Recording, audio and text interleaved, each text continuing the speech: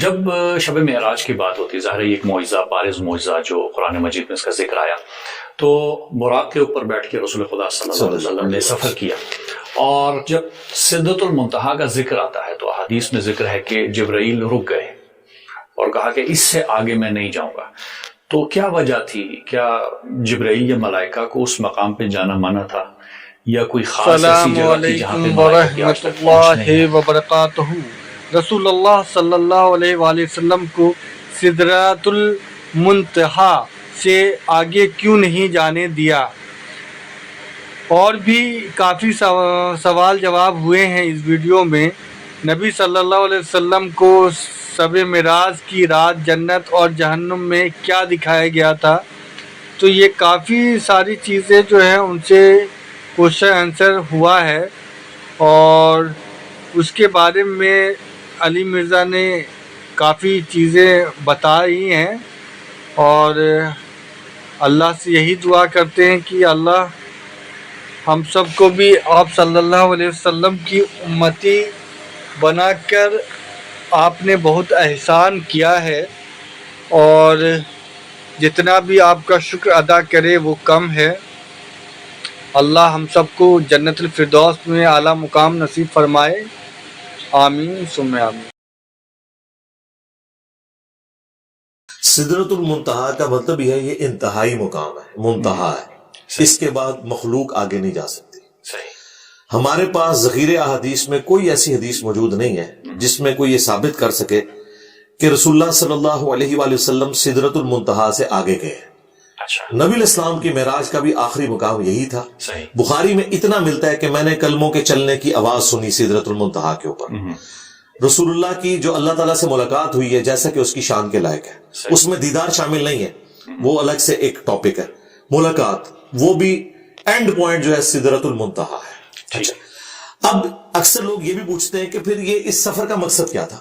تو وہ قرآن نے بیان کیا ہے کہ ہم اپنے بندے خاص کو اپنی نشانیاں دکھانا چاہتے تھے۔ سورۃ الاسراء کے سٹارٹ میں وہ نشانیاں کہاں سے سٹارٹ ہوئی؟ وہ سنن نسائی میں حدیث تفسیر کے ساتھ موجود ہے، اور دلائل النبوہ امام بیہقی کی کتاب میں کہ نبی الاسلام جب بیت اللہ شریف سے نکلے ہیں اس براق پہ، تو سب سے پہلے آپ کو لے جایا گیا ہے حضرت موسیٰ علیہ السلام کے کوہ طور کے اوپر، وہ آپ کو زیارت کروائی گئی ہے۔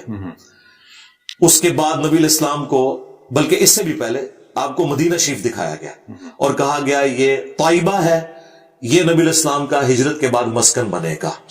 ٹھیک ہے، یہ حدیث اس بات کا ثبوت ہے کہ واقعہ معراج ہجرت سے پہلے ہوا ہے، کیونکہ حضور کو بتایا گیا آپ نے الٹیمیٹلی یہاں آنا ہے۔ پھر آپ کو کوہ طور جہاں پہ موسیٰ علیہ السلام اور اللہ تعالیٰ کی ملاقات تھی وہ دکھایا گیا۔ پھر اس کے بعد آپ کو بیت اللحم میں لے جایا گیا جہاں حضرت عیسیٰ علیہ السلام کی ولادت ہوئی تھی یروشلم کے اندر، اور پھر نبی الاسلام نے وہاں پہ یروشلم میں، صحیح مسلم میں آتا ہے، انبیاء کرام کی امامت فرمائی بیت المقدس کے اندر، اور وہ وعدے کی تکمیل ہوئی جو سورہ آل عمران میں تھا کہ اگر میں تمہیں نبوت دوں، تمام انبیاء سے اللہ نے عہد لیا تھا، اور پھر تمہاری موجودگی میں اگر کوئی اور پیغمبر آ جائے، جس طرح کہ حضرت یحییٰ علیہ السلام نے تصدیق کی حضرت عیسیٰ علیہ السلام کی، تو نبی علیہ السلام کے کیس میں تو تمام انبیاء نے تصدیق کی اور وہ وعدہ پورا ہوا، وہ برزخی معاملہ ہوا، تمام انبیاء کو اللہ تعالیٰ نے وہاں جمع کیا۔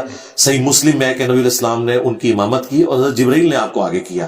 یہ اناؤنسمنٹ تھی کہ آپ امام الانبیاء ہیں صلی اللہ علیہ وآلہ وسلم۔ اس کے بعد پھر نبی علیہ السلام نے اپنی سواری ایک چٹان کے ساتھ باندھی تھی وہاں پہ، اسی کے اوپر ڈوم آف دا راک ابھی بنا ہوا ہے یروشلم میں، جو گولڈن ڈوم ہے نا، وہ اس پتھر کے اوپر ہے جہاں سے نبی علیہ السلام آسمانوں کے سفر پہ گئے۔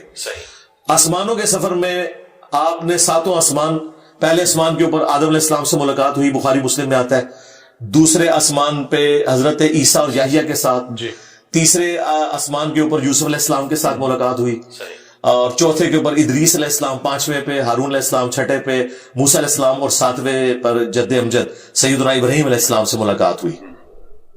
اور پھر نبی علیہ السلام کو جنت بھی دکھائی گئی، جہنم بھی دکھائی گئی، یہ سارے منظر آپ کو دکھائے گئے۔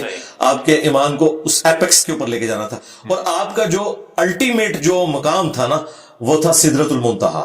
وہیں پر نبی علیہ السلام کو اللہ تعالیٰ نے 3 تحفے دیے، صحیح مسلم میں آتا ہے، 5 نمازوں کا تحفہ، دوسرا سورۃ البقرہ کی آخری 2 آیات، وہ اس دنیا پہ نازل نہیں ہوئی ہیں، وہ آسمانوں میں نازل ہوئی ہیں، اور تیسرا آپ کا جو امتی بھی شرک نہیں کرے گا اس کی الٹیمیٹ مغفرت کی بشارت ہے، یعنی چاہے وہ گناہوں کا عذاب بھوگتے شفاعت ہو، الٹیمیٹلی اس نے بخشا جانا ہے جس نے دنیا میں شرک نہ کیا ہو۔ یہ تین تحفے آپ کو ملے، کیونکہ شرک تو خدا معاف نہیں کرے جی۔ گا۔ اچھا، نمازوں کا ذکر آیا تو بعض اوقات سوال یہ آتا ہے کہ کوئی بارگیننگ ہو رہی تھی کہ آ رہے تھے، پھر ایک نبی نے کہا کہ بھائی اور کم کرائیں، پھر اوپر جاتے تھے، تو جی کیا واقعاً جی بالکل ایسا ہوا ہے۔ دیکھیں یہ اللہ تعالیٰ کی سنت ہے، اس چیز کو مایوب سمجھنا تو اسی طریقے سے ہے کہ کوئی شخص انبیاء کرام کے دنیا میں آنے کو مایوب سمجھے کہ کیا اللہ انبیاء کا محتاج ہے کہ اپنی شناخت کے لیے انسانوں میں سے کسی کو چنے؟ اور یہ کافر اعتراض کرتے بھی تھے کہ فرشتہ کیوں نہیں نازل ہوا قرآن حکیم میں؟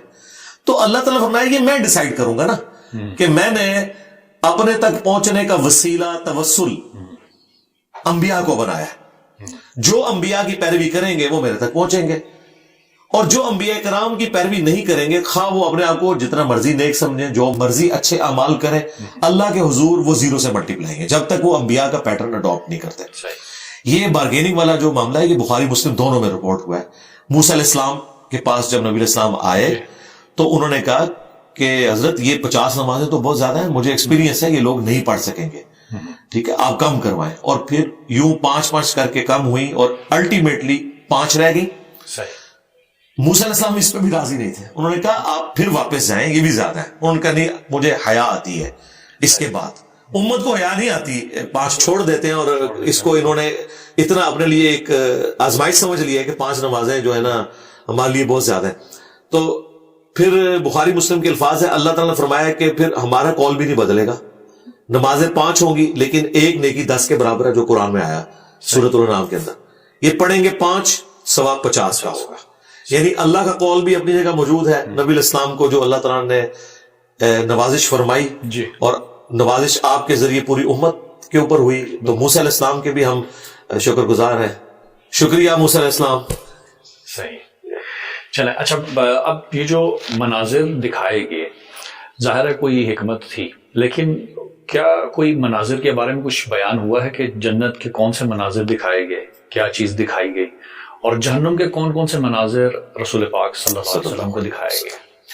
دیکھیں جنت میں جو اللہ تعالیٰ نے نہریں رواں کی ہیں، جو محلات بنے ہوئے ہیں، جتنی تفصیلات آپ کو احادیث کے اندر جنت کے حوالے سے آتی ہیں نا جی، کہ جنت میں یہ ہے، وہ نبی علیہ السلام کو فزیکلی دکھایا گیا کہ دودھ کی شہد کی نہریں ہوں گی، جس طرح سورہ محمد کے اندر جسے سورہ قتال کہتے ہیں پوری تفصیلات آئیں گی۔ نبی علیہ السلام کو فزیکلی یہ چیزیں دکھائی گئی کیونکہ انبیاء کا جو ایمان ہے اللہ تعالیٰ نے اس کو حق الیقین تک پہنچانا ہوتا ہے، تو یہ سارے مناظر آپ کو دکھائے گئے۔